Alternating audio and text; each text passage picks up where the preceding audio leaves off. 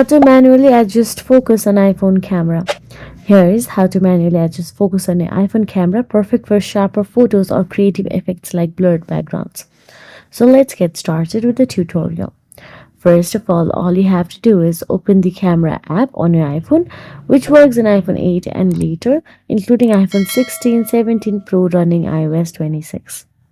Once inside the camera app, you can simply point your camera at your subject and tap on the screen where you want to focus to be.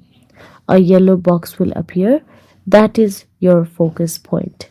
This also adjusts exposure automatically. You can slide your finger up and down on the sun icon to make the image brighter or darker. So that is it. Clean your camera lens. Smudges affect sharpness, and avoid tapping too fast. The camera may not lock focus.